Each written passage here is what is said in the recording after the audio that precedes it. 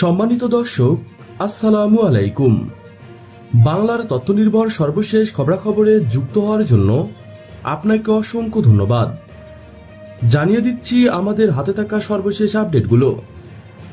যুগান্তকারী উদ্যোগ, ভারত চীন জাপানকে টেক্কা দিয়ে তুর্কি ড্রোন প্রযুক্তি আর্টিলারি গান ক্রয় বাংলাদেশের।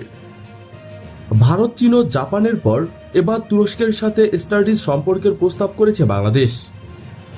মধ্যম শক্তির দেশ তুরস্কের সঙ্গে স্টাডিজ অংশদায়িত্ব করতে আগ্রহী বাংলাদেশ। দেশটির সদ্য নির্বাচিত প্রেসিডেন্ট রিসেপ তাইপ এরদোগানকে এক অভিনন্দন বার্তায় এমন আগ্রহ প্রকাশ করেছেন প্রধানমন্ত্রী শেখ হাসিনা। সাধারণভাবে ঘনিষ্ঠ বন্ধু এবং সহযোগিতা থাকলে দুই দেশ একে অপরের সঙ্গে কৌশলগত সম্পর্ক স্থাপন করে থাকে। কৌশলগত সম্পর্কের ক্ষেত্রে রাজনৈতিক, নিরাপত্তা ও প্রতিরক্ষা সহযোগিতা জোরদার করার উপর জোর দেওয়া হয়।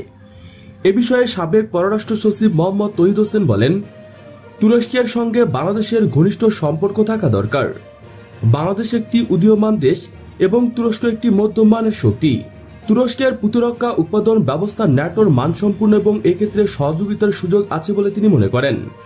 সাবেক এই পররাষ্ট্র সচিব বলেন, আমরা যৌথ মিলিটারি সরঞ্জাম উৎপাদন করতে পারি, যা তাদের প্রযুক্তি ব্যবহার করে এখানে উৎপাদন করতে পারি।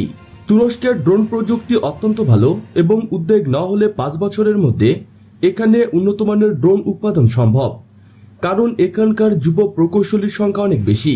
বাংলাদেশ সেনাবাহিনীর ব্যবহৃত টাইপ 59 130 মিলিমিটার মিলিটারি আর্টিলারি গানকে 155 মিলিমিটার আর্টিলারি গানে রূপান্তর করা সম্ভব। আর এর জন্য চীনের একটি আপগ্রেড কিট আছে, যারাও তাই 130 মিলিমিটার গান ব্যবহার পরিবর্তন করে 155 থেকে 45 মিলিমিটার গান ব্যারেল বসানো সম্ভব। টাইপ 59 চীনের নির্মিত একটি মিডিয়াম আর্টিলারি, যা সোভিয়েত M46 M1954 এর লাইসেন্স ভার্সন। সম্ভবত 90-এর দশকের শেষ দিকে এটি বাংলাদেশ সেনাবাহিনীর বহরে যুক্ত হয়। এই কামান্ডের ব্যবহৃত 130 মিলিমিটার ম্যানুফ্যাকচারিং সর্বোচ্চ রেঞ্জ 27.5 কিলোমিটার, আর রকেট অ্যাসিস্ট্যান্ট অ্যামুনিশনের ক্ষেত্রে এগুলো রেঞ্জ 38 কিলোমিটার। এর আপগ্রেড কিটের আওতায় ব্যারেল চেঞ্জ করে 155 থেকে 45 মিলিমিটার ব্যবহার করলে ইরাপ বিবি সেলের ক্ষেত্রে এর সর্বোচ্চ রেঞ্জ 39 কিলোমিটার। এটির ওজন সর্বোচ্চ 60 টন হবে, যা হেলিকপ্টার ও ট্রান্সপোর্ট বিমান দিয়ে সহজে পরিবহন করা সম্ভব। বাংলাদেশ সেনাবাহিনী যদি এগুলো কনভার্ট করে, তাহলে তা সেনাবাহিনীর আর্টিলারি বহরকে আরো শক্তিশালী করবে। ভারতও তাদের 130 মিলিমিটার M46 155 থেকে 45 মিলিমিটার এ কনভার্ট করেছে, যার নাম দিয়েছে সার্গা।